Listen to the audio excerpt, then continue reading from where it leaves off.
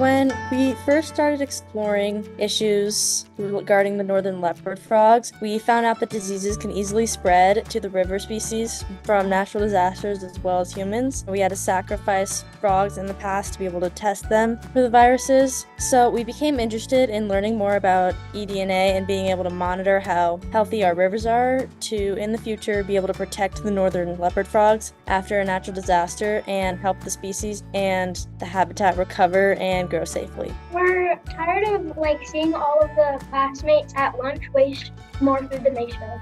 That food waste that is wasted is going to landfills, and that releases methane gases into the environment. Yeah, and there's a lot of underlying things like animals and the food waste just going to other places. Fire is a natural part of our environment, so we need to keep making our community resistant to fires. We did a lot more of giving away those items, since many people themselves don't have those kinds of things that they need to at least protect themselves from fire. Especially for in the Spanish community, they don't really understand the risk of it, either due to language barriers or at least not having awareness of how dangerous it could be. There's currently construction at our school, and so the drain that is at the bottom of the hill we're working on is no longer draining into our pond, so a lot of that water doesn't have a place to go, so it's a big risk for flooding. Also, the hill that we are going to be planting on has been moving closer and closer to the school because it's being pushed by different water coming in, so there's a risk of that hill eventually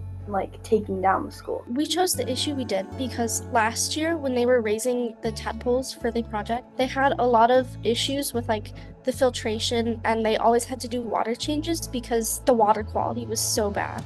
So we decided to take on the biofiltration project. Having better filtration for the tadpole would allow us to be more efficient and more clean and just better with our process overall. I chose wildfires because I wanted to try to help with regrowth and coming back from wildfires in natural areas. When we were first choosing our issue, we were looking at northern leopard frogs specifically because of their role as an indicator species and because of their endangered status. Without northern leopard frogs, a lot of ecosystems would be at risk, and current methods of identifying whether the northern leopard frog population was stable or healthy, they were just generally unreliable and inefficient. So we just started brainstorming ways to tackle this problem in the most effective way possible and come up with one major thing, and it's just AI in general, AI use in recovering from natural disasters, and I think that's what our project is mainly centered around. Our community is greatly affected by flooding and from plastic pollution.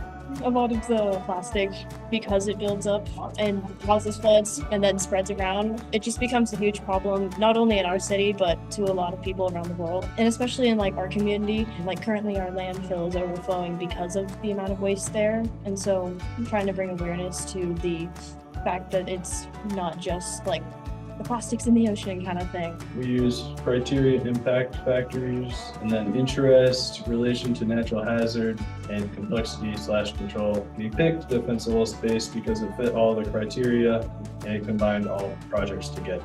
We voted as a class for this issue after our class debate.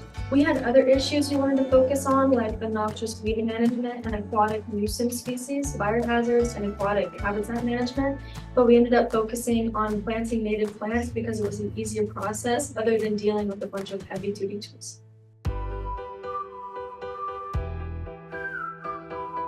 Our biggest help would probably be Kobe, who is an aquatic vet. There were 3 tadpoles that were really white, and so someone on the project team moved them to quarantine them. They unfortunately died, but we talked to Kobe and she told us about fungus they could have, so she's been a really big help. We have actually met with a lot of people. ESA is the Evergreen Sustainability Alliance. One of the people that work there come and help with our green team every Friday morning, but they also work with compost, and they try to get lots of schools in the Evergreen area to start composting. Our group met with Arden Anderson, who works in the American Cross in disaster response. It would help us a bit more with finding the shelters, and especially us, since we're Latinos, we can help them as well for translating. My group interacted with the fire marshal to get tips on how to prepare for a house fire,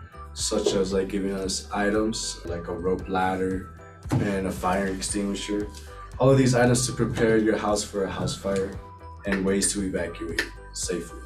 We met with quite a couple of people and we got some help, and one of them was one of our people at Dayspring, and we worked with him to try to get some dates to do this project and where we should plant this. And then we worked with some people outside of the school, including Louisa Anderson. She is a city council member. She connected us with the Richmark Company, and she helped us with a lot of the connections to the original plan for the project and is still helping us connect outside the community. So originally we looked at some previous emails from the Denver Zoo that kind of had images of their setup along with some biomedia they've used that has worked well for them with a similar project. So that definitely helped us out. And then we talked to Dr. Mickey at Oceans First, and she taught us all about marine life in general. We showed her around our current setup, kind of showed her our ideas, how it was working, and showed it in action. One of my mentors was a part of the U.S. Forestry Service, and he also studied pollinators at CSU, and so he really helped me a lot throughout my project. And then I worked with the People in Pollinators Action Network, and I went to events with them, and they also helped with just getting the word out. So I won a presidential award from the EPA for my project, and so I've talked with them about my project and, more about what more I can do. We met with one teacher here at the Innovation Center. We talked to him mostly about the electrical components in our setup because, we're not experts on that stuff just yet. So he was helping us with the circuit, with getting correct wires, getting correct components. We were also able to work with a few industry professionals who were very helpful in a lot of information about northern leopard frogs. Not in person, but we did email some people in the Forest Service, especially to get in contact for that cleanup that they do. It was very helpful to our research. We met with Jeremy. He's a Chatfield State Park technician. He came and explained the math behind flooding at Chatfield. He also explained that Chatfield, including Audubon, has the capacity to hold more water than we've ever seen. We also met with Kieran and Kristen, and they helped us through every step of the process. They gave us useful information in every step, but most importantly, they visited our class multiple times to help hone our strategy, and they helped us take action, and they were both there at our work days.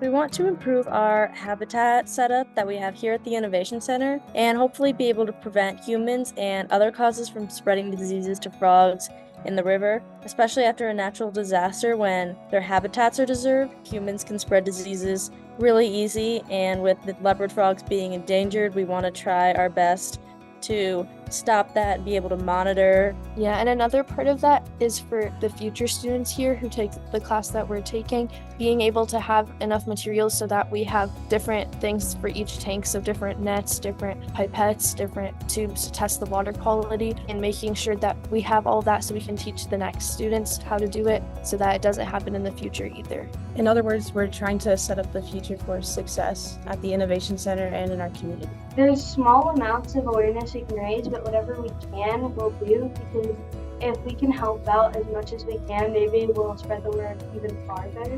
One person can't do much, but if you're a community, you can accomplish a lot. But yeah, we just hope that we inspire people, and especially the people that don't know any English as well. We did a raffle during the project where we gave away items to prepare your house for a house fire. Me being a Latina, I know most of us, we don't really take in consideration the dangers of fires. For our group, we translated every information that we had and collected from other groups, and not just in Spanish, we also did it in Cora because in Gunnison we have a population of Cora people. We were hoping to, obviously prevent the flooding and erosion, but beyond that, we're hoping that it will help to beautify the school area and create a more stable environment and create some community within the school, because it's a lot of working together. So we're bringing in a ton of different classes so that we can gain a better Dayspring community within it. Yeah, and just kind of to show the students more that everyone can be involved in improving our school and improving our environment.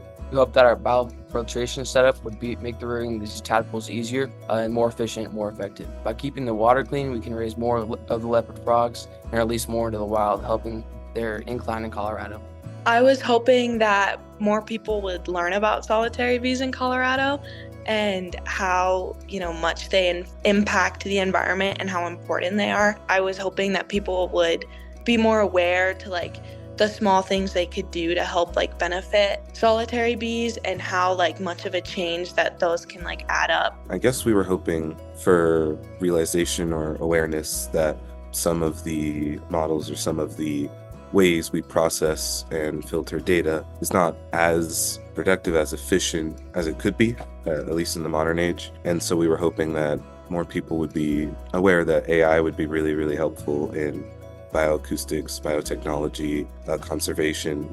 With our actions, we want to try and educate the youth to promote better recycling habits, get that in their mindset of practicing. A lot of them actually have learned to look at the plastics they see and look at that numbers for recycling, or just knowing why certain things go places. And so good habits that hopefully they can take the next level if they choose to, or they can inspire even younger generations. Making a better defensible space, we were obviously trying to make it so that the environment is less susceptible to fire spread, along with protecting the historical building.